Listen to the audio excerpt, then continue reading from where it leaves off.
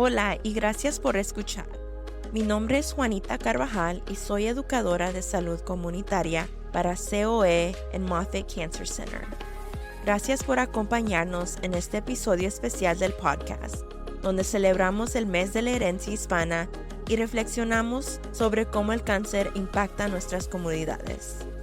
La oficina de COE trabaja para mantener el compromiso de Moffitt de maximizar el impacto de la área cobertura y más allá.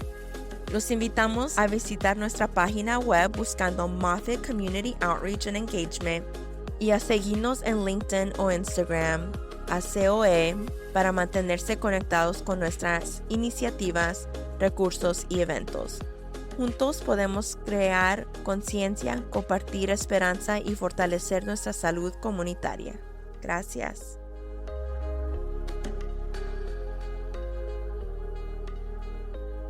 Grabar un episodio para finales de septiembre ya se ha convertido como en una tradición para nosotras, ya que coincide con el Mes Nacional de la Herencia Hispana, una celebración anual de la historia y cultura de las comunidades latinas e hispanas en los Estados Unidos. Pero aquellos de nosotros que trabajamos en el campo de cáncer, existe una intersección importante, ya que septiembre también es el mes de concienciación de cáncer de tiroides y cáncer de próstata. Mi nombre es Brenda Ramos, soy Community Health Educator para U54 Ponce Health Sciences University en Moffitt Cancer Center Partnership.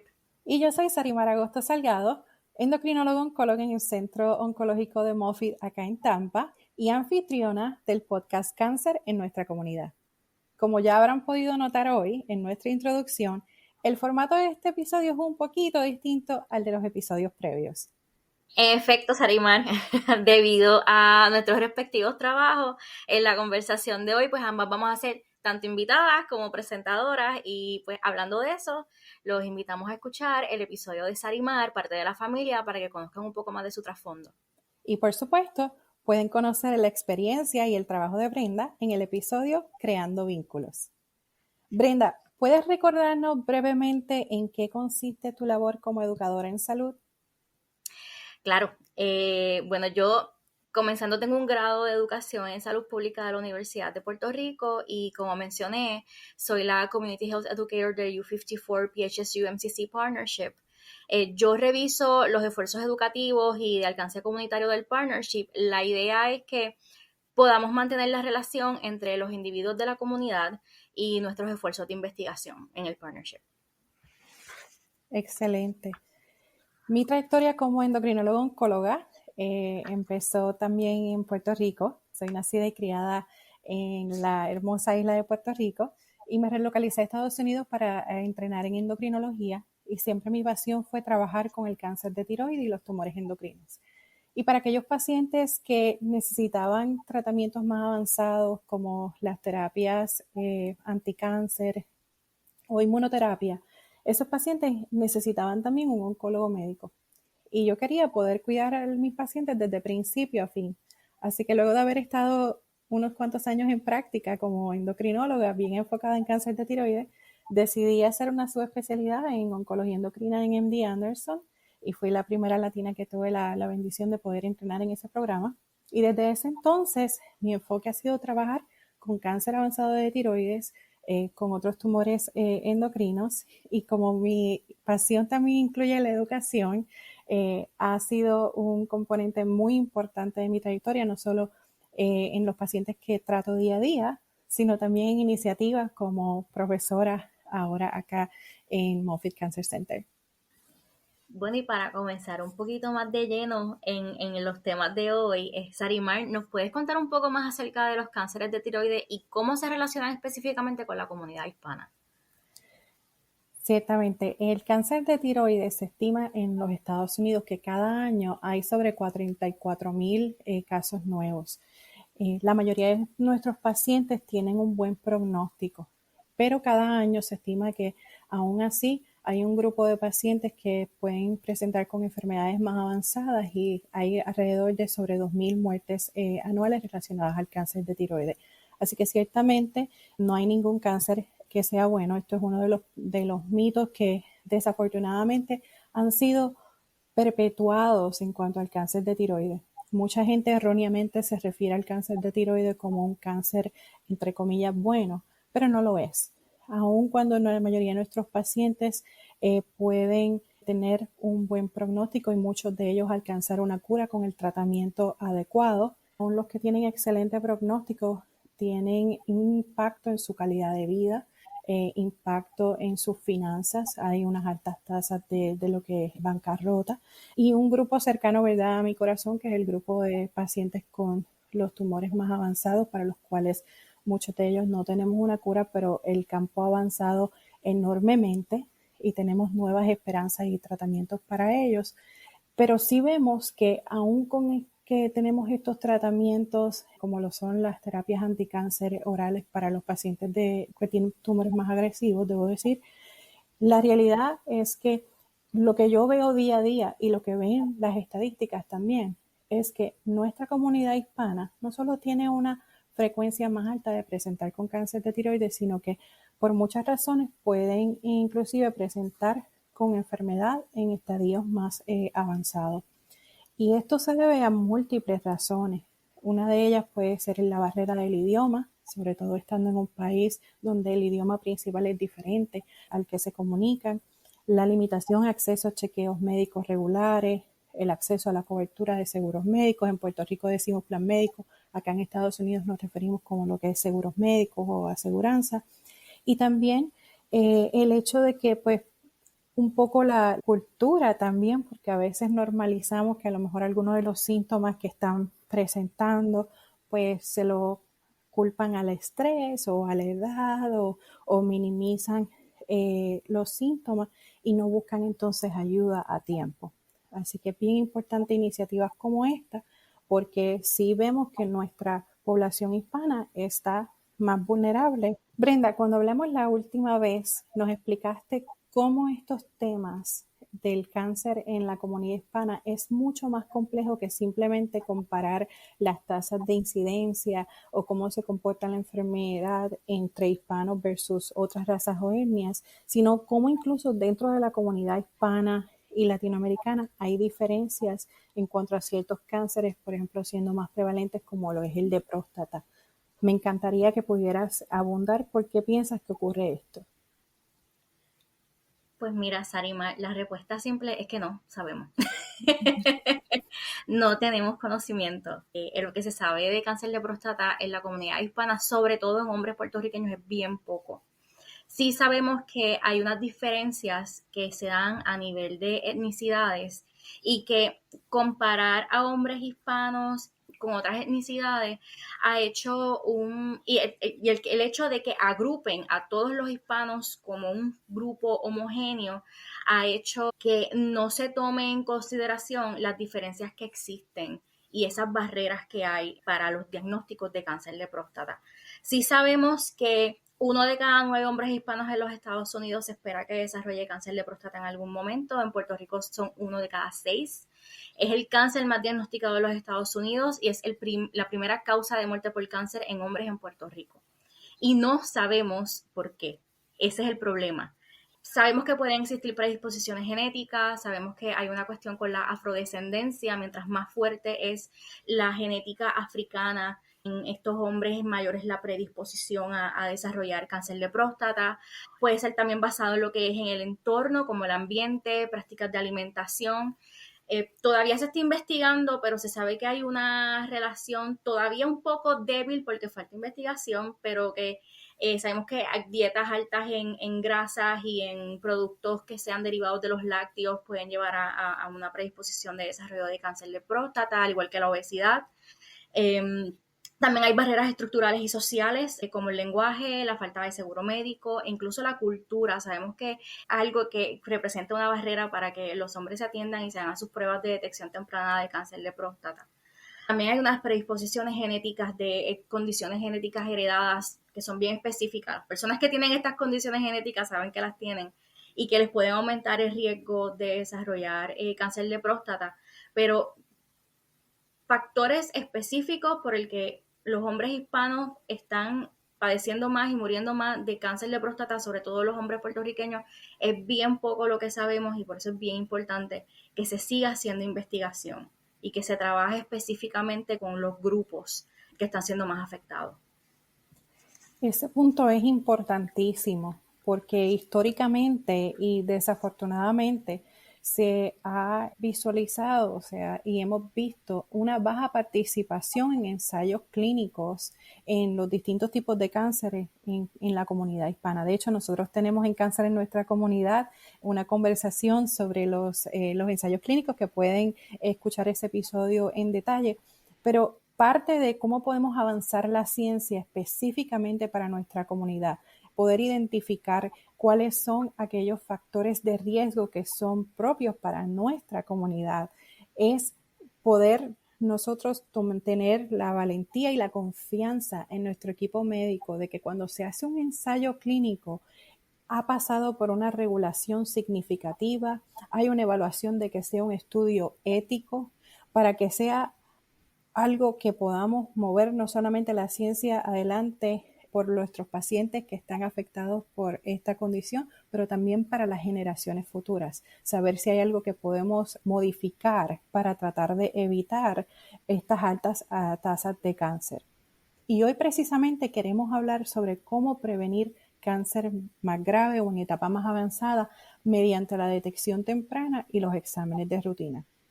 En el caso del cáncer de tiroides, debo comentarles que este tipo de tumor es bastante común. Precisamente como se detecta, en ocasiones no hay síntomas. Puede ser lo que llamamos en la medicina un hallazgo incidental, que usted vaya a buscar atención médica por una razón totalmente diferente y le hacen un estudio de imagen e incidentalmente vieron un nódulo o un tumor en la tiroides. No todos los nódulos en la tiroides son cancerosos. De hecho, se estima que si hacemos un ultrasonido a toda la comunidad en los Estados Unidos, entre el 19 y 68% de las personas podrían tener un nódulo de la tiroides. Wow. Un por ciento bajo de estos tumores, aproximadamente un 8%, podrían ser cancerosos. Por eso hay unas guías muy específicas de cuándo tomar biopsia, y aún en los que no tomamos biopsia se hace un monitoreo periódico para evaluar si hay un crecimiento o un cambio que amerite una intervención. De hecho, en Puerto Rico, en comparación con Estados Unidos, se han visto que tienen la tasa más alta de cáncer de tiroides. Y al principio se atribuía un poco a la sobredetección. Tal vez se pensaba que era simplemente por estar haciendo los chequeos de rutina. Pero yo tengo la corazonada de que hay algo más y que más investigación es necesaria.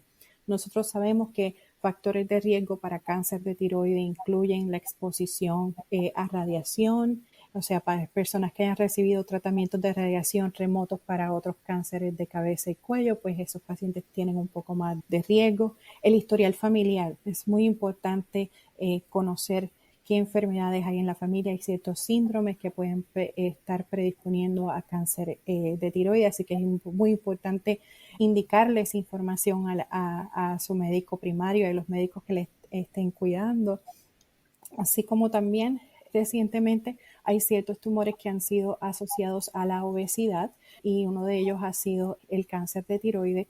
Pero en mi día a día veo muchas personas, incluyendo hispanos, que no tienen uno de estos factores de riesgo que he podido mencionar y presentan con cáncer de tiroides en cualquiera de sus etapas.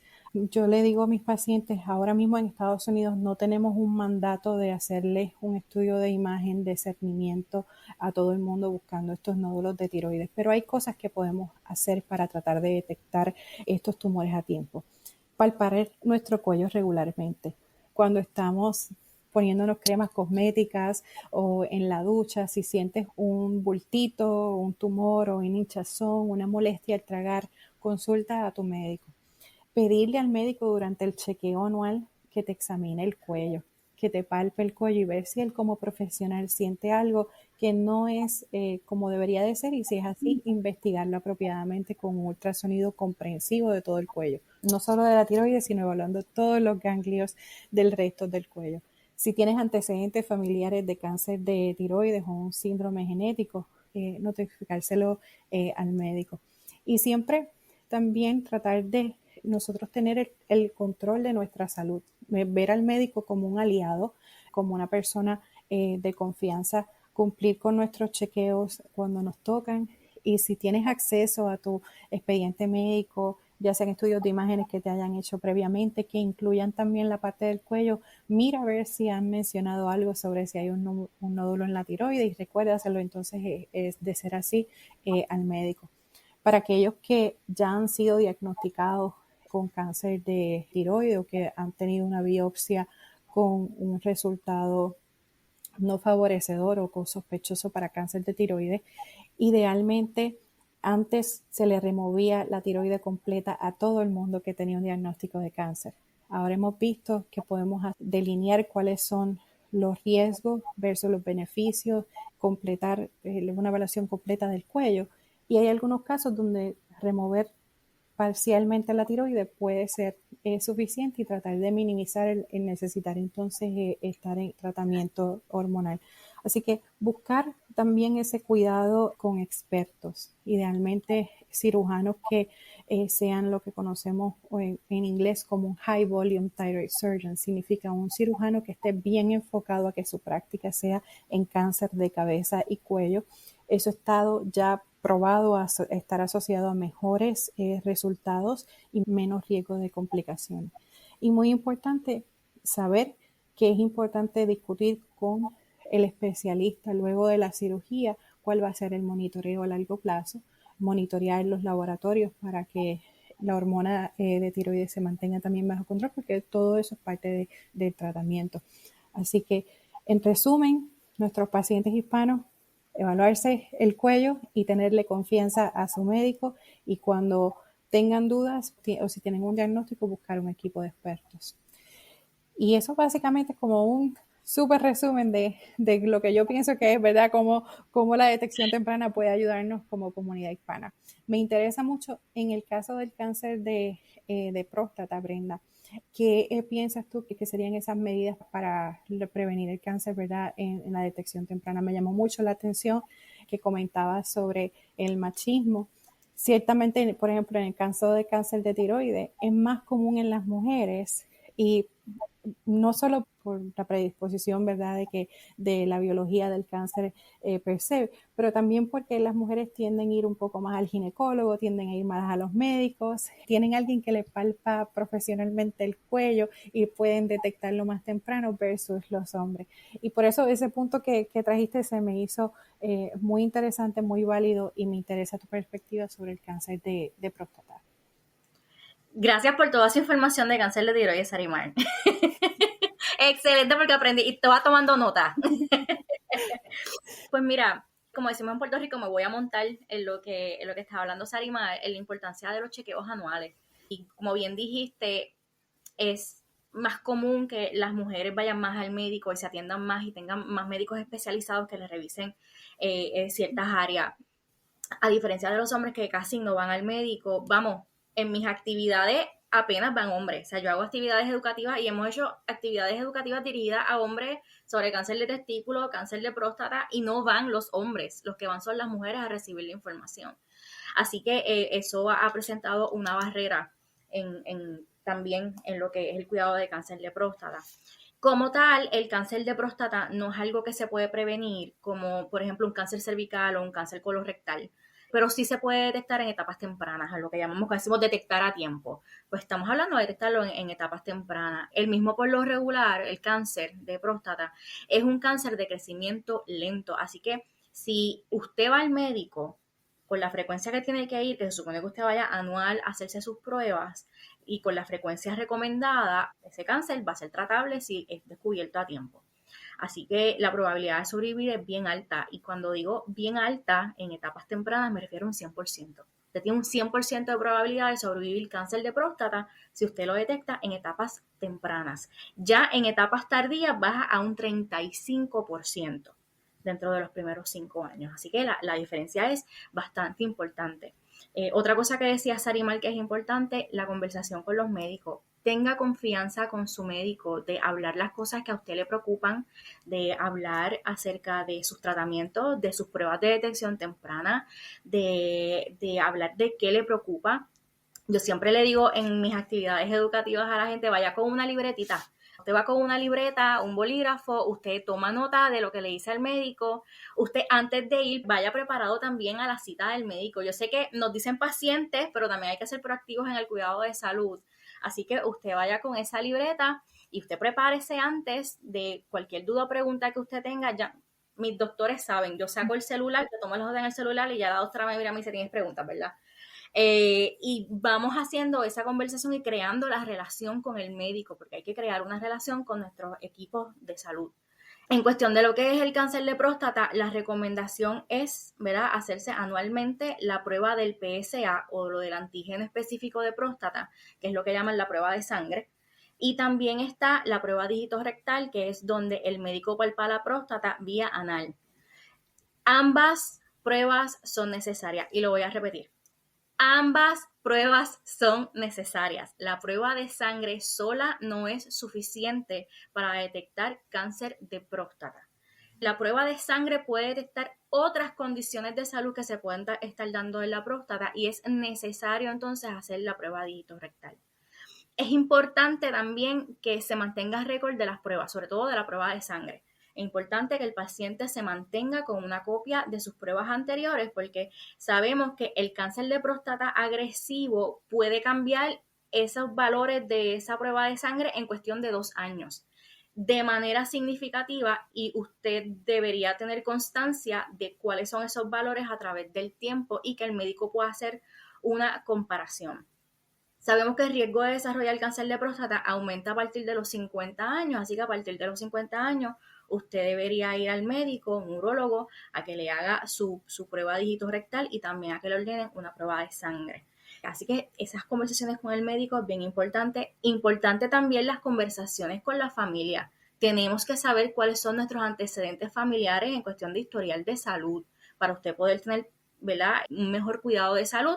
Si usted, ¿verdad?, la prueba se recomienda a los 50 años, pero si usted tiene antecedentes familiares de cáncer de próstata, se supone que usted empieza a hacerse esas pruebas a los 40 años de edad. Así que es importante que conozcamos cuáles son esos antecedentes familiares. Y por ahora, eso es lo que conocemos de cáncer de próstata. Ya luego, si hay algún tipo de sospecha de alguna condición en la próstata, se hacen más pruebas de diagnóstico, pero por lo que es el seguimiento anual, es la PSA, que es la prueba de sangre, y la prueba dígito rectal. Excelente. Y existe bastante similitud, aunque son tumores muy diferentes. Ambos tienden a ser de crecimiento lento. Por ejemplo, el cáncer de tiroides muchas veces no hay síntomas. Ya en ocasiones cuando notamos síntomas, ya cuando los tumores están un poco más grandes, que podemos ver cambios en la voz, ronquera o un tumor, ¿verdad?, más palpable.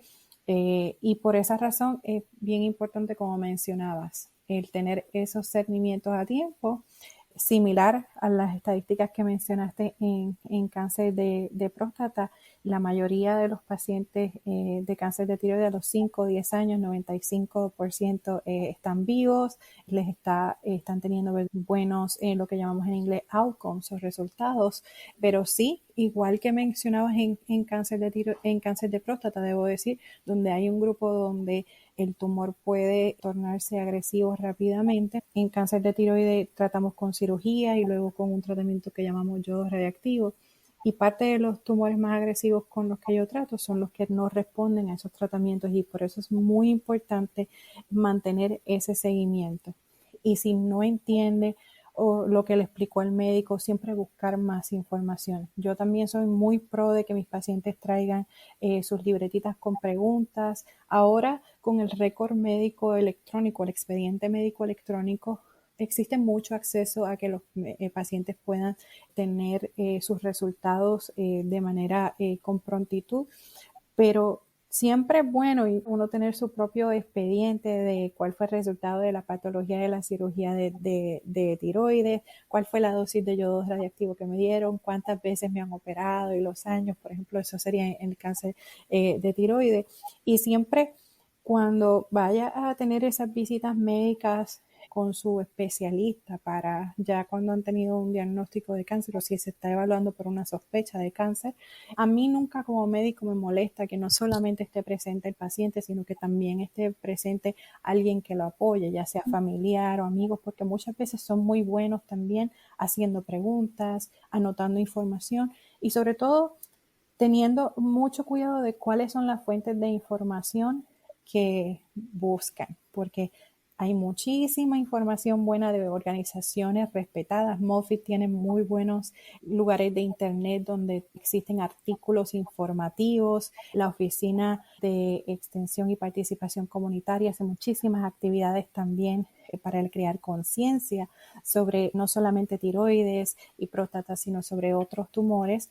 Y muchas de las organizaciones específicas para estos distintos tumores en los Estados Unidos, organizaciones médicas respetables que tienen asesoradas por expertos, crean folletos educativos para los pacientes. Entonces eso es muy importante, siempre buscar la información de una fuente que sea confiable. Y discutiendo sobre estos puntos, hablando de esto de información confiable, creo que esto es un buen enlace para otro punto que queríamos discutir, que son tratar de delimitar cuáles son esas barreras que impiden acceder a los exámenes de detección. Así que Brenda, ¿cuáles tú piensas que son las que más están afectando en cuanto a cáncer de próstata? Pues mira, hace poco dentro de la Ponce Health Sciences University, esto ya fuera de lo que es el U54 Partnership, pero dentro de la universidad como tal, se llevó a cabo una investigación con hombres puertorriqueños en el sureste de la isla, precisamente para averiguar cuáles eran esas barreras que existen en los hombres puertorriqueños para accesar las pruebas de detección temprana. Y ellos descubrieron 3 pilares fundamentales para esto. Una es la educación.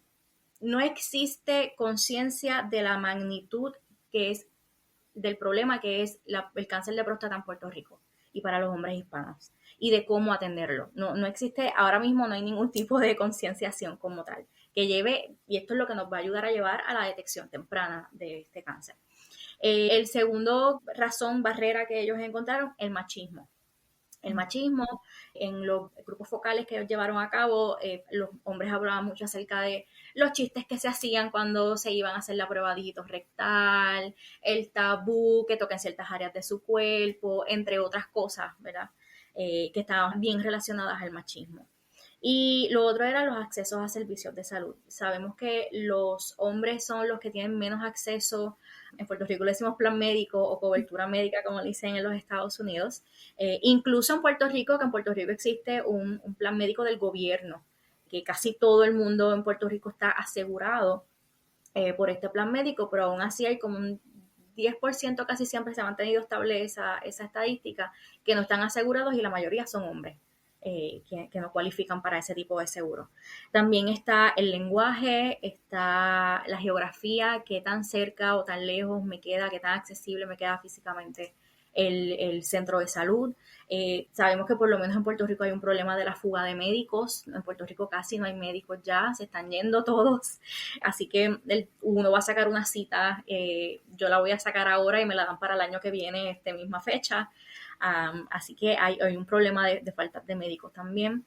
Y pues sabemos que hay otras razones a nivel de lo que es la cultura que pueden llevar a esa falta de acceso a servicios de salud. Así que esas fueron las 3 principales que ellos encontraron en esa investigación. Y va acorde en muchísimas similitudes también a las barreras que yo pensaría para cáncer de tiroides, por lo que veo día a día con mis pacientes. Una es el desconocimiento del cáncer de tiroides, la desinformación. Estamos en la época donde pues hay mucho acceso a veces en las propias redes sociales, tal vez a no la mejor información ni la más confiable. Muchas veces también el efecto de tratar de normalizar los síntomas o por cultura escuchamos que a terceros o cuartos le funcionó tal remedio para el cáncer de tiroides, pues voy a tratar eso antes de ir al médico. Es triste, pero existe también desconfianza en el sistema de salud. Muchas veces hay personas que tienen percepciones negativas del médico o del sistema de salud, o piensan que las prioridades del sistema de salud son otras en lugar de ellos, y eso pues crea una fractura, ¿verdad?, en esa confianza, en esa relación médico-paciente, y puede limitar que las personas busquen acceso a tiempo. Y nosotros aquí buscamos que usted nos vea como aliados, que estamos con ustedes cada paso del camino.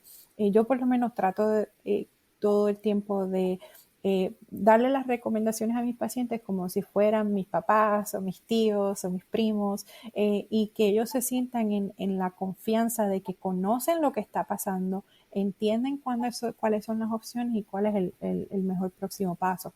La falta de transportación, mencionabas a veces el acceso a donde esté localizada la clínica, eso es algo que vemos también. Los horarios de trabajo, por ejemplo, el cáncer de tiroides, hay un alto grupo de pacientes que son muy jóvenes, son las cabezas del hogar, tienen trabajos que tienen un muy tiempo limitado de buscar a veces atención médica. Los costos, porque aún cuando pensamos que tener una cobertura médica nos facilita el acceso, hay una realidad que no podemos negar, es que hay unos costos que a veces no cubren la aseguranza, y eso puede traer a veces miedo o pausa en que la persona busque ayuda. Pero hay maneras. Muchas veces las clínicas tienen opciones de pago, o pueden decirle de antemano cuál sería el costo de ciertos estudios. Usted puede hablar con franqueza con el médico. El acceso a especialistas que veías en Puerto Rico, lo vemos también acá en Estados Unidos. Por ejemplo, la mayoría del cáncer de tiroides generalmente lo maneja como primera línea una vez diagnosticado pues el cirujano de cuello y el endocrinólogo. Pero cuando pensamos ya en los casos más avanzados, son pocos los especialistas como yo que son certificados o que su enfoque principal sea el cáncer de tiroides, y eso obviamente crea también unas limitaciones a acceso. Pero siempre que hablamos de posibles barreras, siempre hay que pensar también en que no es imposible y de que hay maneras de buscar soluciones. Y es interesante que hemos encontrado muchas similitudes entre estos dos tumores, que son una localización muy distinta, una biología totalmente diferente, pero también existen similitudes en las barreras que estamos hablando, no solamente entre Puerto Rico y Florida, pero también hay unas diferencias. Por ejemplo, pensando yo en las similitudes, creo que en ambos lugares tenemos ese efecto de la cultura latina, lo que el acceso tal vez limitado por el balance entre lo que es estudio, trabajo y buscar las citas médicas, lo que es rural versus ciudad, el acceso a los médicos. Tú me comentabas también sobre el punto de la emigración de los médicos, ¿verdad? Que se le ha llamado de muchas maneras la fuga de profesionales, muchas veces es buscando poder especializarse. La especialidad en oncología endocrina que yo realicé acá en Estados Unidos no estaba disponible allá en Puerto Rico. Y entonces es no solamente eso, sino que la población de médicos que lleva muchos años establecida en la isla, ya que viajas, ¿verdad?, entre iniciativas acá en Florida y trabajo, ¿verdad?, allá en Puerto Rico, ¿has encontrado alguna diferencia en estas barreras que te haya llamado la atención como educador en salud? Pues mira, específicamente de cáncer de próstata, lo más que he visto es que la detección temprana se lleva a cabo mucho menos en Puerto Rico que en Florida, lo que eso puede llevar a diagnósticos tardíos y mayor mortalidad. Claro, debe haber otros factores ahí corriendo en lo que es los diagnósticos tardíos y la mortalidad en Puerto Rico, pero sabemos que hay pocas pruebas de detección temprana que se llevan a cabo, a diferencia de lo que serían las poblaciones en Florida. Hay muchas otras relacionadas a otros cánceres específicos que se podrían ver como diferencia, incluso en la población. Y es bien interesante porque a veces vemos diferencias en la misma población puertorriqueña, tanto que vive en Puerto Rico como que vive en los Estados Unidos. Hace poco estaba hablando con uno de los doctores del partnership, el doctor Santiago. Él llevó a cabo en el partnership una investigación de cáncer de pulmón, y ellos en esa investigación se dieron cuenta que los puertorriqueños que eran diagnosticados en los Estados Unidos tenían mejor prognosis que los puertorriqueños que eran diagnosticados en la isla. Y ahí se abre toda otra olla de grillos, otra caja de Pandora de por qué es así y cuáles son las barreras que representan. Así que sí sabemos que existen esas diferencias. El problema con el cáncer de próstata en específico es que no hay casi investigación en hispano y no hay investigación en puertorriqueños. La investigación que están llevando a cabo es la doctora Ortiz y el doctor Park. Buscaron, creo que eran 156 artículos que habría sobre cáncer de próstata.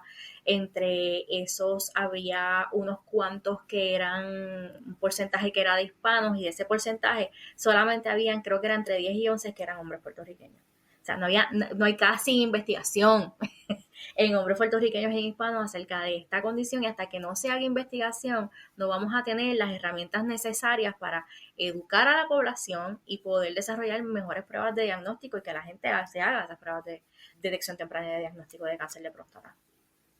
Y para esa investigación necesitamos siempre voluntarios, que nuestros pacientes tengan la confianza de hacer las preguntas necesarias para sentirse cómodos en participar en un estudio de investigación, saber que existe lo que es el consentimiento informado y que para implementar mejor acceso a estos ensayos clínicos, el consentimiento se te presenta en tu idioma, tienes la oportunidad de retirar el consentimiento en cualquier momento, tienes la oportunidad de llevarte el consentimiento, estudiarlo, leerlo y volver a hacer preguntas antes de acceder a este estudio y de conocer cuáles son los riesgos y los beneficios de participar en cada estudio. Y eso es un mensaje que es muy importante enfatizar para nuestra comunidad porque lo vemos también en cáncer de tiroides.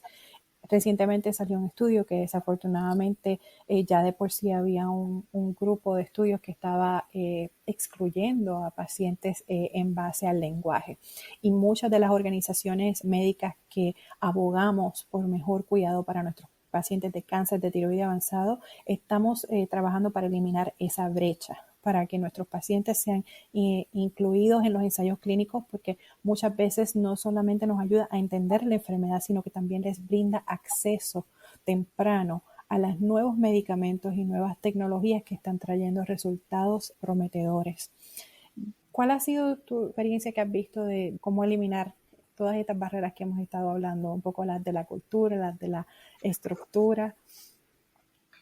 Pues mira, hay cuestiones a nivel estructurales que se pueden llevar a cabo, ¿verdad? Tú hablabas acerca de lo que son los horarios de trabajo, lo que es la transportación, y sabemos que existen lugares como es Moffitt y existen otras organizaciones que pueden ayudar a las personas con esta cuestión de la transportación y con lo que son la barrera del lenguaje y con lo que son los horarios. Hay clínicas que tienen horarios extendidos ya.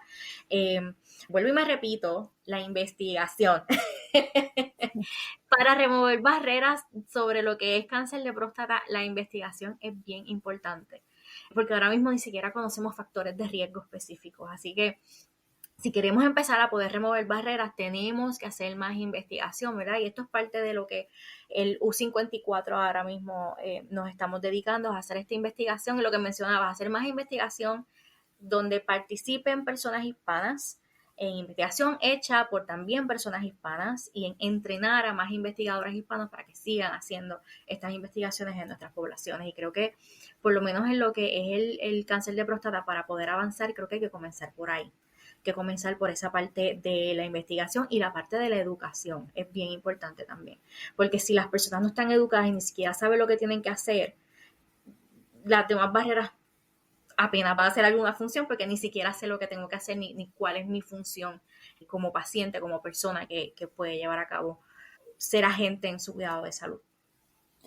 Para refrescarle la memoria a nuestros oyentes lo que es el Partnership U54 o U54. Es un enlace entre dos instituciones, entre Moffitt y el Ponce Health Sciences University, donde nosotros estamos básicamente investigadores en ambas instituciones, educadores en salud, iniciativas comunitarias que impacten ambas comunidades, o sea que nuestra comunidad aquí de Florida se beneficia, pero también nuestra comunidad en Puerto Rico, ¿verdad? Porque en esa unión de ciencia hay fuerza para traer nueva información sobre los distintos tipos de cáncer y brindar mejores accesos de salud. Yo te puedo comentar que cosas específicas que yo he implementado a través de los años ha sido mucho el punto que trae de la educación. Yo creo que la educación es poder educar a distintos niveles, empezando por nuestros pacientes. Iniciativas como este podcast, Cáncer en nuestra comunidad, existe, por ejemplo, para cáncer de tiroides hay una asociación que se llama TAICA, y esta organización brinda expertos que traen educación sobre cáncer de tiroides de todos los tipos y lo hace tanto en inglés y en español. Yo he tenido el privilegio de poder servir como speaker para ellos. Nuestra oficina de extensión y participación comunitaria ha realizado eventos como lo es el Latinos y el Cáncer, donde traen expertos de Moffitt que brindan charlas en inglés y en español sobre los tipos de cánceres que más impactan nuestra comunidad: próstata, tiroide, pulmón, seno. Yo creo mucho también en la educación que trasciende nuestras fronteras de Florida y Puerto Rico. Yo pienso que nuestra comunidad latina, donde quiera que se localice en el mundo, y todas las minorías, todo paciente merece tener un acceso de alta calidad. Y eso lo vamos a lograr, ¿verdad?, compartiendo el conocimiento. Es una vida que impactamos que puede hacer una gran diferencia. A mí me gustaría añadir, ¿verdad?, a lo que está diciendo Sarimar, que la educación es bien importante, y esto es ya para nosotros los que somos profesionales que trabajamos con pacientes. La educación es importante, pero es una educación participativa, una participación que salga del diálogo, no el de simplemente darle información al paciente, sino que haya un diálogo con el paciente y que usted pueda llegar a conocer a su población, a ese paciente, y conocer cuáles son sus necesidades específicas. Porque las barreras pueden ser diversas, así de diverso como son las poblaciones hispanas, también son las necesidades que tienen cada uno. Y es bien importante que la educación sea de una manera horizontal, ¿verdad? Y que sea a base de diálogo y de cómo nos nutrimos tanto el paciente de mí como yo me nutro de lo que dice el paciente y de lo que me va a traer ese paciente. Porque al final, y esto es algo que yo le digo mucho cuando doy las actividades educativas, nosotros nos educamos, los doctores, los educadores, nos formamos y sabemos un montón. Yo sé un montón de estrategias educativas. Y la doctora Salgado sabe un montón de oncología y de endocrinología. Pero el paciente es el que sabe acerca de su cuerpo y de cómo se siente y de las necesidades que tiene y de las necesidades que tiene su comunidad. Y se tiene que dar de una manera donde nos escuchemos los unos a los otros para poder darle a estos pacientes el cuidado que realmente necesitan. Y tal vez entre nuestros oyentes existan personas que sean líderes comunitarios, y si nos están escuchando, esta es una excelente oportunidad para que consideren altamente establecer enlaces con organizaciones como Moffitt, como la Universidad de Ponce, Puerto Rico, organizaciones que tienen un grupo de educadores en salud, de médicos voluntarios que estamos dispuestos a llevar la información directo a donde están ustedes y encontrarnos, ¿verdad?, y poder escuchar de primera mano cuáles son los miedos que están limitando que nuestros pacientes lleguen a hacerse las pruebas a tiempo, y poder trabajar juntos por un mejor cuidado del cáncer para el futuro. Y Brenda, hoy hemos compartido, yo creo que mucha información. Ambas somos altamente apasionadas sobre lo que es el tema de prevención, educación y de cómo mejorar el cuidado de cáncer para nuestros pacientes. Si quisieras que nuestros oyentes se quedaran con un solo punto de todo lo que hemos hablado, ¿cuál sería? La importancia de la detección temprana, que se hagan ambas pruebas, PSA y la prueba dígito rectal. Importante. Eso. No necesito que sepan nada más. Háganse su pruebita de sangre y háganse su prueba dígito rectal con el médico. Excelente. En mi caso, para el cáncer de tiroides sería la evaluación del cuello. Cuando vayan a hacerse sus estudios de rutina, pídale al médico que le examine el cuello. Si usted se siente algo usted mismo, busque atención médica. Si ha sido diagnosticado con cáncer de tiroides, busque un equipo de expertos. Y sobre todo para mis pacientes y para aquellos que han sido diagnosticados con cualquier tipo de cáncer de tiroides, sea papilar, folicular, anaplásico, oncocítico, metastásico, la importancia de un equipo multidisciplinario. Aquí en Moffitt estamos para ustedes. Vemos consultas nuevas vía telemedicina, así como también en persona. El evaluarse y tratarse en un centro comprensivo de cáncer ha sido asociado a mejores resultados. Así que no dude en contactarnos. Creo que estos han sido los puntos principales que teníamos planificados para esta conversación. Claro que Brenda y yo pudiéramos seguir hablando hasta mañana, si nos lo permiten, pero le quiero agradecer de todo corazón a Brenda, no solo por todas las iniciativas en las cuales participa, tanto en Florida como en Puerto Rico, como parte del partnership, sino por sacar de su tiempo para compartir con nuestra audiencia tan importantes conceptos. Así que a los hombres que nos están escuchando es tiempo de parar el miedo y de hacerse la evaluación para detectar cualquier anomalía a tiempo. A todos nuestros oyentes, esperamos que hayan disfrutado la conversación de hoy. Si se han perdido alguno de nuestros episodios anteriores, que han sido varios y muchos tienen un enlace importante a este episodio de hoy, no dudes en ponerte al día, ya sea en Spotify, en Apple Podcasts o en tu plataforma favorita. Junto al episodio habrán notas sobre detalles importantes y actualizaciones sobre nuestra oficina de extensión y participación en la comunidad.